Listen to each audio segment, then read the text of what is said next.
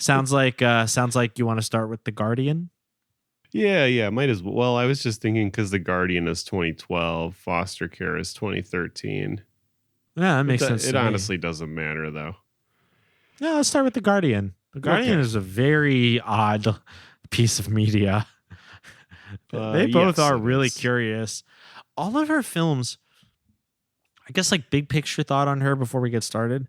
I think what's so remarkable about Barbara is that all of her films seem like they should be so straightforward.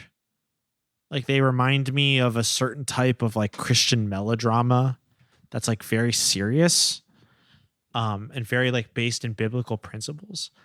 But she just makes all these weird choices. And every one of her movies is just like, what? And The Guardian is no exception. The Guardian is no exception. It is telling that like this is the one she went with. Like this is the one she's like, this is the one. This is what we're making. Yep. This is the girl, to quote, the characters in Mulholland Drive by David Lynch. Mm-hmm. This is the girl. This is the magic man. This is what we're doing. Yeah. Yeah, it was as if the winner of the Barbara Sundstrom screenwriting contest, like, as if this young person wrote it with Barbara's taste in mind. Like, knew how to write the perfect Barbara Sundstrom movie. Which is smart. That's how you win the grand prize. I will be entering next year. Ooh. I still have to work on an idea, but I think I can cater it directly to Barbara's whims because, just like you, I am a studied student of Crosswind Productions. Mm-hmm. Boys Barbara studies. Boys Barbara study. That's so much better than Barbara Bible study. Fuck. Well, that was more accurate though. Maybe. Maybe. I appreciated in The Guardian that within the first minute, and this isn't even just catering to Barbara, this is catering to Christian filmmakers in general. Yeah. We have been informed that the lead's dad died in a car accident. This is at the 50-second mark. I was never really compassionate. It all started when I was a child. I didn't share. I liked to play by myself. Or with my dad. I'm so sorry. Can we... We'd sit on the floor laughing as the blocks came tumbling down. Don't mess it up.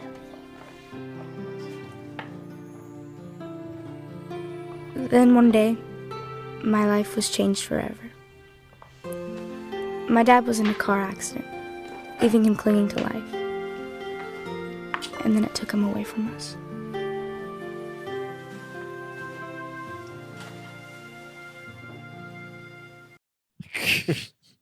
Waste no time. No. And her mom is not around much. We're not quite sure why. Other than that she's working. We don't know what the job is or anything. And so she's hanging out with her friends. They got pizza. And they're playing Truth or Dare. As teen girls do. This is a teen girl. Yes. And they say to her, knowing that her dad died like 8 months ago, they're like, hey, go. She picks Dare, and they're like, hey, you have to go feed a homeless man in this dangerous part of town. That's the dare. That's the dare. And she accepts. She goes and does it. I guess it was because in this Christian movie, the girl who dared her, like that was like her chore that she had to do. That's the way I read it. Like Christians always have chores. They're like on a scavenger hunt of do-gooding. Mm-hmm. And I guess it was, better off that this other girl get to encounter the homeless man. From a screenwriting standpoint, this was, after all, the grand prize screenwriting contest winner at Crosswind Productions. From a screenwriting standpoint, it was a very forced situation. They needed a situation for which this girl was going to encounter the homeless man, obviously. Right. But truth or dare? Yeah. There's not any other situation in all of Earth that you can think of that might allow you to cross paths with a homeless person other than you were playing truth and dare. I think only a Truth or Christian dare. teen could have come up with this, to be honest. I know. pretty good. Yeah, it's you have to have, this is why Christian media is so special, because you have to have like a beautiful mind untempered by the world. Well, specifically tempered by the world in this case. I guess so. He said, bring food to a random hobo. And she was like, if I get shot and killed and go to heaven. And I don't remember what she said after that. Oh, I wrote it down just thought because it this was is actually that was actually the best line of the movie. I'm glad you brought it up.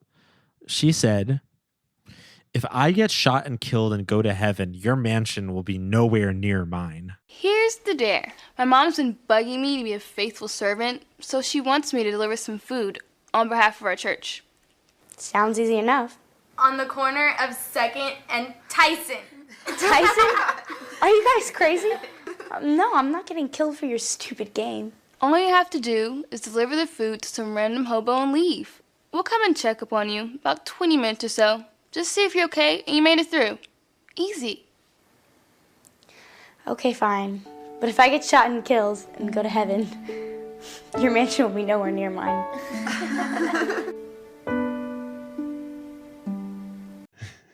Man, that is that's such a good. fucking funny thing to say to your Christian friend. Like, Yeah. That's they had a good chuckle at that.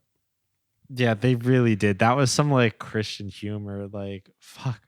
Yeah, there's a lot of shit. I mean, yeah, calling him a hobo, assuming that if you go near a homeless person, you will be, quote, shot and killed is, a bit of a generalization. I don't want to be a crime apologist here, but you're probably not going to get shot and killed by a homeless person. Another funny line early on in the film. I don't know why I clocked this as very funny, but when the girls were, at the sleepover, they said the pizza came and they said, "Pizza boy's here." Pizza boy's here. Hello. I said the pizza boy's here. I don't know. The pizza boy? They said it like 3 times. Like we don't really say pizza boy anymore. You just say, "Oh, the pizza's here." Right, There is no pizza boy. the middle-aged Grubhub guy. Yeah, exactly. I mean, they've been outsourced to these like apps. You used to be a delivery person for the pizza place. Right. I miss the pizza boy. We used to have a proper civilization, but we don't anymore.